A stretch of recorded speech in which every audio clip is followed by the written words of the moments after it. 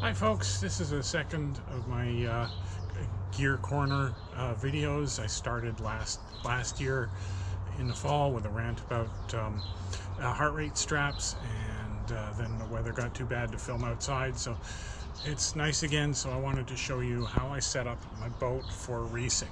Right now behind me is my V8 Pro, my touring class boat.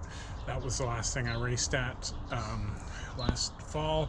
I've also got a V10 Sport over there that I usually race in, and a V12 which I barely keep upright. But anyways, I wanted to show you a boat set up for racing, just so you can get an idea of especially my video setup, because the videos are important to me. So anyways, this is my custom carbon fiber mount made for me by a friend. That's my Garmin Virb 360 360 degree video camera. That's what I'm videoing with these days. It's got what's called a powered tripod mount. Unfortunately, neither the camera nor the mount are made anymore, so they're hard to come by. But anyways, the powered tripod mount has a wire that comes down. There's a waterproof disconnect right here, so I can take the mount on and I changed the battery out. Down here is the battery. It was the flattest battery I could find, and I mounted it in the cheapest cell phone case I could find. Just the right dimensions. Plugged the end up here with some silicone putty, stuff they use for swimmers' earplugs, and it's all taped down. I wish I could have a longer wire so I could stick it down in here, but that wasn't happening. So maybe someday I'll learn how to solder and make my own cable. Like I said, Garmin doesn't make the cameras anymore, and they won't give you information on what that connector is, and so yeah, you have to be soldering if I wanted to make it longer. Just wanted to intersperse something here I forgot to mention. The reason I have an external battery on the boat is that the internal batteries on every action camera I've ever tried is good for about an hour to an hour and a half of recording, and then either it runs out of battery or it overheats and shuts off. This camera, yeah, about the same, about an hour and 20 minutes recording off the battery. By using an external battery, I can record longer. Also, in hot weather, I can record without the internal battery in the device, and without the battery in the device, it doesn't overheat as much. And so this was especially a problem when I was using GoPros, as they would overheat and shut down and not tell or why they'd shut down, and I figured it out through trial and error that it was overheating.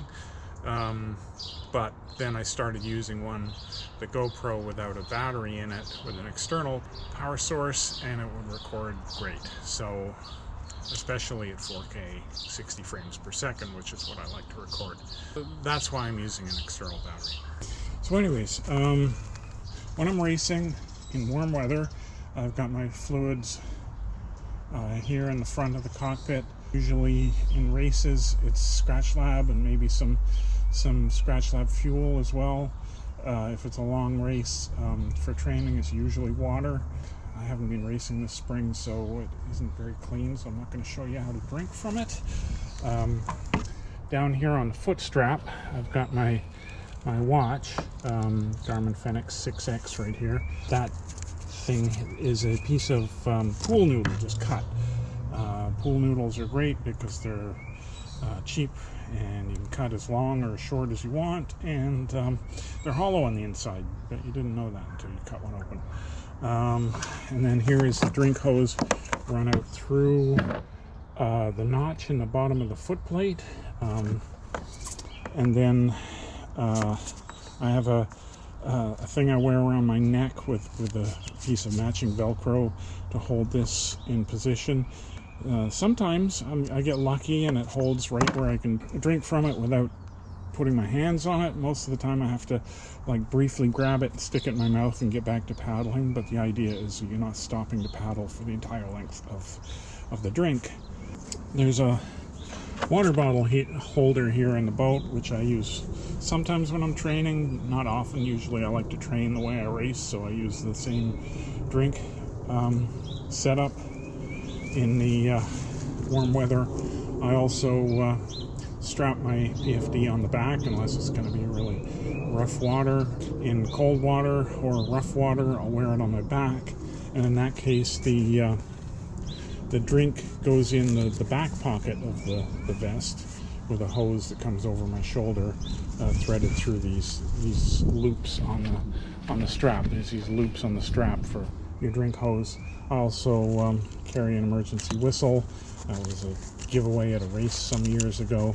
And I also have a pouch for my car key and my phone. I never paddle without my phone anymore.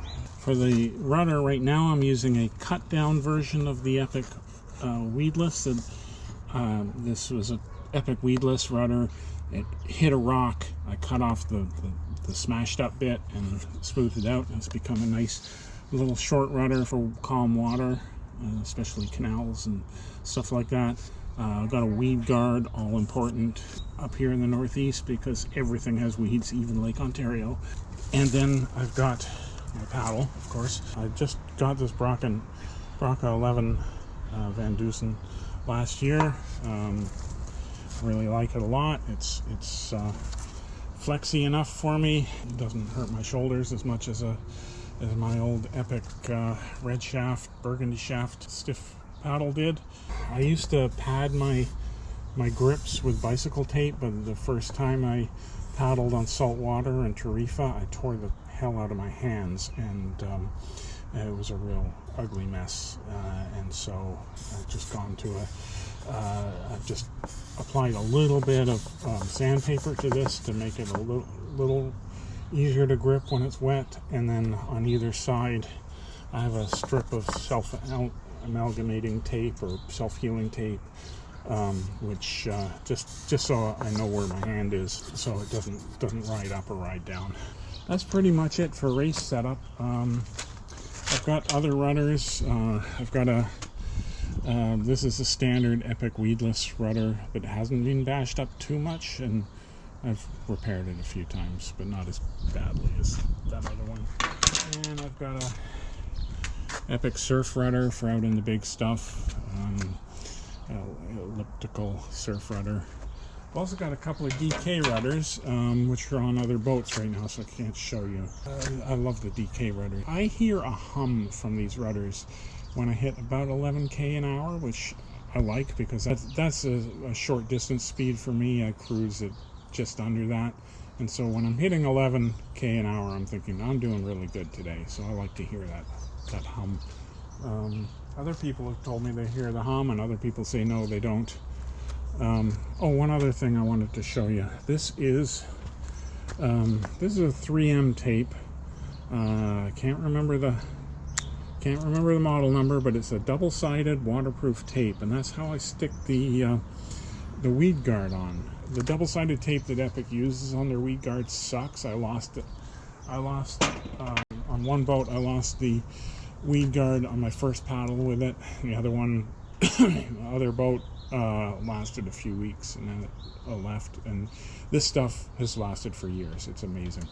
I know other people who've epoxied their weed guards on, and then they hit a rock and then they've torn out a whole bunch of structural, gel coat and the underlying carbon fiber or Kevlar. I figured the tape, if it does tear out, it'll probably just tear at the tape and not in the boat structure. So that's it. That's my race setup. Hope this is useful to people. Talk to you later.